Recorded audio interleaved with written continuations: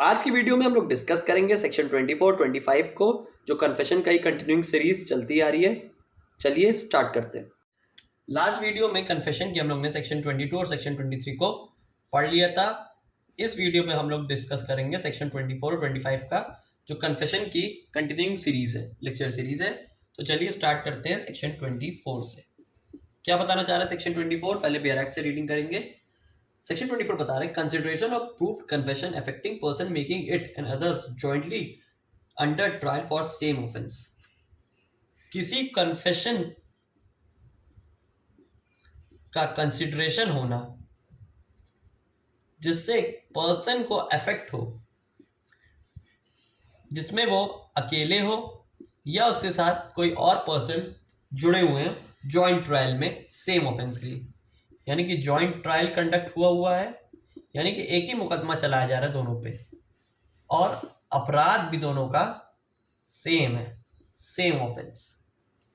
When more person than one are being tried jointly for the same offense and a confession made by one of such person affecting himself and some other of such person is proved, the court may take into consideration such offense as against other such person as well as against the person who makes such confession. कहने का मतलब ये है, कोई specific crime हुआ जिसमें दो लोग का योगदान था, ए और बी, कॉमन इंटेंशन थी, ठीक है, कॉन्स्पिरेटर है, दोनों पर्सन ने क्राइम किया, एफआईआर यहाँ पर रजिस्टर्ड हुई।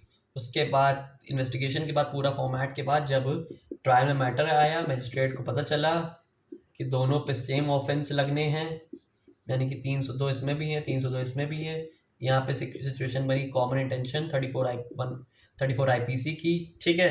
तो यहाँ पे ट्रायल में लग रहा है सेम ऑफेंस है। और अगर मान लीजिए ए अगर कोई कन्फेशन दे रहा है, यानी कि अपने गिल्ट को वो एक्सेप्ट कर रहा है कि हाँ मैंने गलती की है, मैंने ये अपराध किया है, तो जो 302 का कन्फेशन अगर जो ए दे रहा है, वही बी पे भी वही सेम कन्फेशन लागू हो जाएगा, वही सेम प्रोसीजर उस पर भी अप्लाई किया जाएगा, क्योंकि जॉइंट ट्रायल करवाया जा रहा है और इसमें दोनों ने commencement of crime common intention से क्रिएट की गई है। 302 अगर एक ने कबूल लिया तो 302 दूसरे में भी ऑटोमेटिकली मान लिया जाएगा। द कोर्ट में take into consideration such confession as against other such person also as well as against the person who makes such confession. यानी कि जो ए ने कन्फेशन कर दिया तो वो बी में भी अप्लाई हो जाएगा।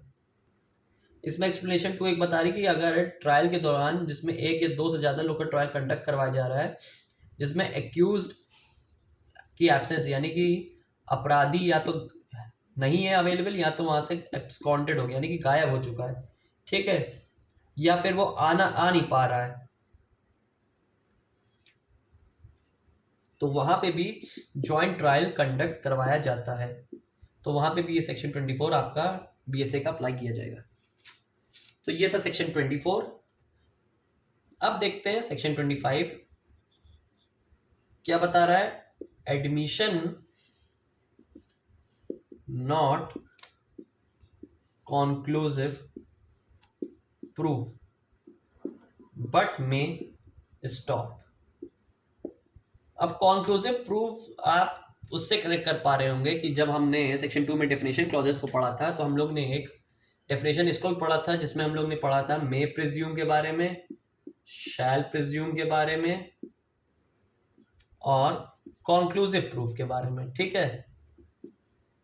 मे प्रिज्यूम में क्या पढ़ा था हम लोग ने कि यहाँ पे कोई मर्जी नहीं रहेगी, यानी कि यहाँ पे आपके पास डिस्क्रिशनरी पावर है कि उस फैक्ट को कोर्ट मान भी सके या नहीं भी मान सके, ठीक है। इसमें उसको फैक्ट को मानना ही पड़ेगा, और यहाँ पे उसको यूनिवर्सल ट्रूथ ऑफ फैक्ट मानते थे, जिसको हम चैलेंज नहीं कर पाते थे, यानी कि ये इररिवर्टेबल था, ठीक है, ये इररिवर्टेबल था।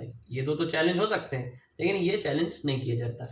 तो उससे बता रहे कि admission not conclusive proof, admission हमारा कॉन्क्लूसिव प्रूफ नहीं है, यानी कि इसको एडमिशन को हम चैलेंज कर सकते हैं। क्या बताया जा रहा है section, admissions are not conclusive proof of the matters admitted but they operate as estoppels under the provision hereinafter contained. कहने का मतलब ये है कि एडमिशन हमारा कॉन्क्लूसिव प्रूफ नहीं है। कई बार होता है ना कि किसी ने एडमिट कर दिया बात को, तो वो आपके दिमाग में होगा चलो जो बात कह दी गई वो आखिरी और फाइनल हो गई, उसमें फिर कोई इंटरचेंज या बदलाव नहीं होगा। नहीं, ऐसा कुछ नहीं है। कोर्ट चाहे तो उसको चेंज कर सकती है, ना चाहे तो उसको चेंज नहीं कर सकती है। मेनली वो as a universal truth as a उसको नहीं दिया जाएगा, उसमें डिस्क्रिशनरी पावर है, वो एज अ प्रिजम्पशन क्रिएट किया गया है कि एडमिशन को कंक्लूसिव प्रूफ नहीं मानेंगे। ठीक है, कॉन्फेशन तो चलो एज अ कंक्लूसिव प्रूफ ले लिया, क्योंकि एक बार जो कन्फेशन होता है वो इसीलिए मजिस्ट्रेट उसमें वार्निंग देती है। अगर आप सीआरपीसी में पढ़ेंगे तो उसमें पहले वार्न किया जाता है कि भैया जो तुम अगर तुम कोई भी कन्फेशन कर रहे हो तो सोच समझ के करना, क्योंकि यही एज अ एविडेंस तुम्हारे खिलाफ कल को इस्तेमाल हो सकता है, फिर तुम अपनी बात से पलट नहीं सकते। तो जनरली कन्फेशन एक्यूज इसीलिए नहीं करते क्योंकि कल को अगर पलटेंगे तो वही एज एविडेंस उनको कल वही कन्फेशन, उनके खिलाफ दिया गया एविडेंस उनको अफेक्ट कर सकता है। तो उसके लिए पहले मजिस्ट्रेट वार्न करता है कि जो तुम बात कह रहे हो सोच समझ के कहना, क्योंकि ये तुम्हारा कॉन्क्लूसिव प्रूफ है, इसको फिर नहीं चेंज कर सकते, कोई डिस्क्रिशनरी पावर नहीं अलाउड है। लेकिन जो एडमिशन होता है, अगर कोई बात को हम फैक्ट को एडमिट कर रहे हैं, यानी कि किसी फैक्ट एंड इशू, जो फैक्ट एंड इशू और रेलिवेंट फैक्ट से इन्फ्रेंस जिसका निकल रहा है, कंक्लूजन उसका जिस फैक्ट का निकल रहा है, तो वो दिया गया एडमिशन वो आपका प्रिजम्पशन की कैटेगरी में ले सकते हैं, यानी कि उसको मे प्रिज्यूम की कैटेगरी में ले सकते हैं। कहने का मतलब है कि उसमें डिस्क्रिशनरी पावर की प्रेजेंस दिख सकती है, वो हमारा कॉन्क्लूसिव प्रूफ नहीं है। यही हमें सेक्शन 25 बताना चाह रहा है कि एडमिशन नॉट कॉन्क्लूसिव प्रूफ। वो उसके दिए गए स्टेटमेंट बाद में बदल भी सकते हैं। मान लीजिए अभी आपने कोई और स्टेटमेंट दिया फैक्ट एंड इशू से, नहीं सही लगा, आप चेंज हो गए, रिट्रैक्ट कर गए, तो वो वहां तक आप कर सकते हैं। लेकिन कन्फेशन आप ही के लिए एक जहर का काम बन सकता है। अगर आपने एक बार दे दिया तो as a conclusive proof treat कर लिया जाएगा, वो रिबर्टेबल चैलेंजेबल नहीं है, वो एज अ स्ट्रॉन्ग एविडेंस ले लिया जाएगा, वो आप ही खिलाफ कल को इस्तेमाल भी हो सकता है अगर आप उसके अगेंस्ट जाते हैं। तो ये बताने का मतलब है। और इसमें और कई बात बताई जा रही है कि बट दे में ऑपरेट एज स्टोपल्स। अब स्टोपल्स का प्रोविजन हम लोग आगे जब वीडियो डिस्कस करेंगे, आगे आने वाले कंसेप्ट जब हम लोग पढ़ेंगे स्टोपल्स का, वो तब हम लोग इसको भी कवर कर लेंगे। बाकी इतना जानकारी के लिए समझ जाए कि स्टोपल का कंसेप्ट दिया गया है सेक्शन 121 से 123 के बीच, तो हम लोग जब वहां पे पढ़ेंगे तब इसको हम लोग समझेंगे कि स्टोपल क्या है। तो ये था कंसेप्ट सेक्शन 24 और 25 का, जिसमें हम लोग ने दो प्रोविजन को पढ़ा, जिसमें अगर एक ट्रायल में अगर कोई पर्सन जॉइंट ट्रायल कंडक्ट करवा जा रहा है जिसमें एक पर्सन अगर कन्फेस कर रहा है तो वही कन्फेशन दूसरे पे भी लागू कर लिया जाएगा। और दूसरा हम लोग ने सेक्शन 25 पढ़ा कि एडमिशन हमारा कॉन्क्लूसिव प्रूफ नहीं होता, उसमें हम बाद में इंटरचेंज कर सकते हैं।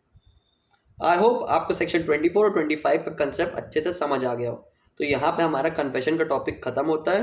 अब हम लोग नेक्स्ट वीडियो में नेक्स्ट टॉपिक को पढ़ेंगे, तो मिलते हैं फिर नेक्स्ट वीडियो में।